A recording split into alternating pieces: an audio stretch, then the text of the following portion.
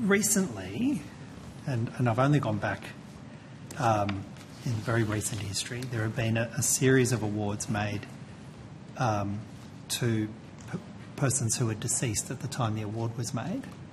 And to be clear, I'm not calling in to question any of these awards. And in fact, because of where this questioning is going to go, I won't name people because I don't want people inappropriately associated with the next name that I'm going to use. But I've got 1, 2, 3, 4, 5, 6, at least 7 individuals who were posthumously awarded, granted awards through the council process, and that's a well-established process, is that people can be awarded, can be granted awards posthumously.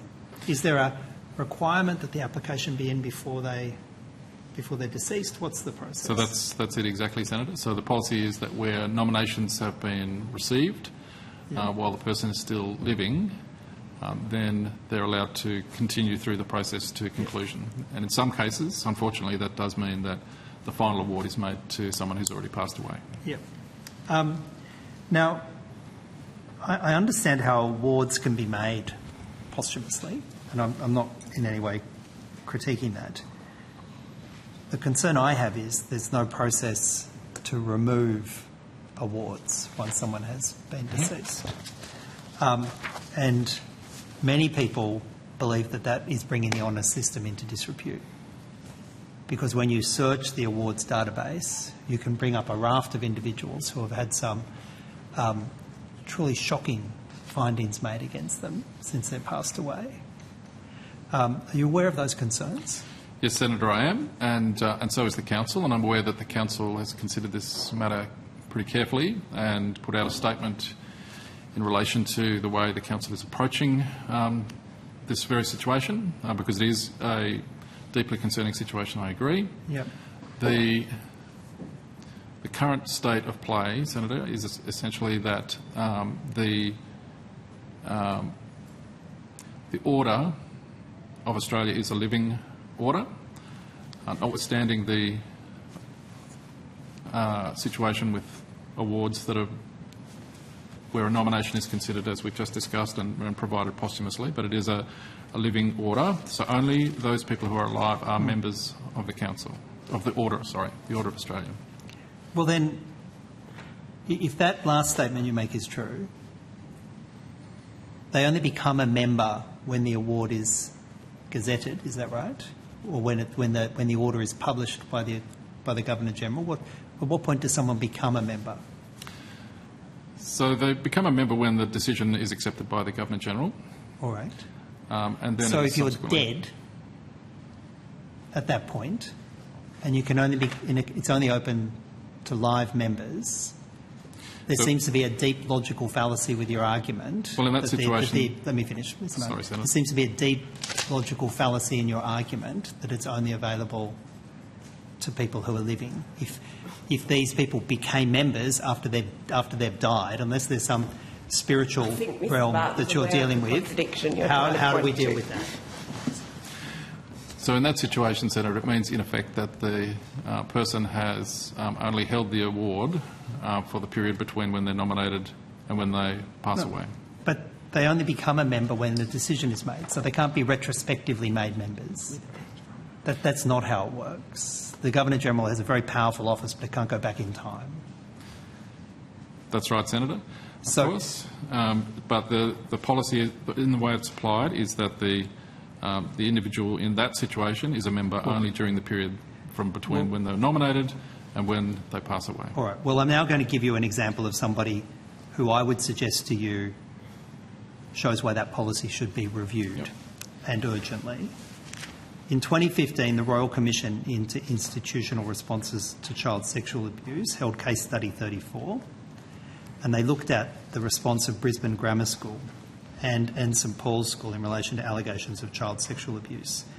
They spent considerable time reviewing the appalling actions of Maxwell Arthur Howard, who was the headmaster of grammar between 1965 and 1989.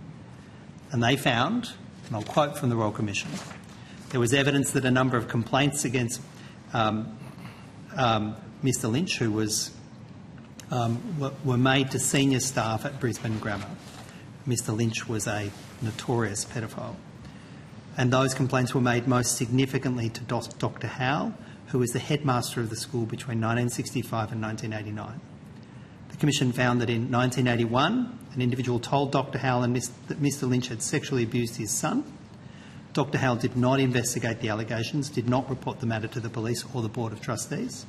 In not doing so, he failed in his obligations to protect the safety and wellbeing of the students. And they concluded, we find that during Dr Howell's period as headmaster, there was a culture at Brisbane Grammar where boys who made allegations of sexual abuse were not believed and allegations were not acted upon.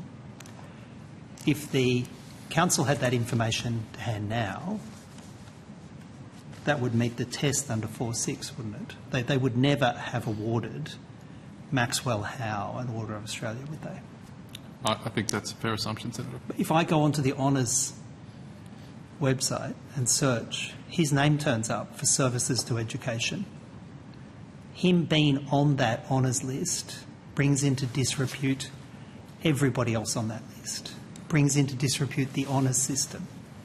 This is a man who, far from providing services to education, was in charge of a school which was notorious for pedophile conduct and where he failed to inform the police or take any actions to stop it. Surely, the Council and the Governor-General should review the policy that lets that man sully the Honours list. Senator, so the matters that you're talking about are obviously matters of deep concern, particularly for the individuals concerned, but in general. There's a couple of things I can say in response. So the honours, the It's an Honour database that you're talking about, where the names are listed. So that's not the register of all people who are on the order, because of course people who've passed away are no longer part of the order. It's a historical database that just shows the appointments that were made. Nonetheless, I understand the point you're making. That's not a database that's administered by this office. It's administered by the Department of the Prime Minister and Cabinet. Any change to the constitution for the order, which is what would be required to change the approach, is a matter of honours policy, which is a matter for the Department of the Prime Minister and Cabinet and for government to decide. This is not a matter for the Constitution. There's nothing in the Constitution that prevents dead people getting on or dead people being taken off the order.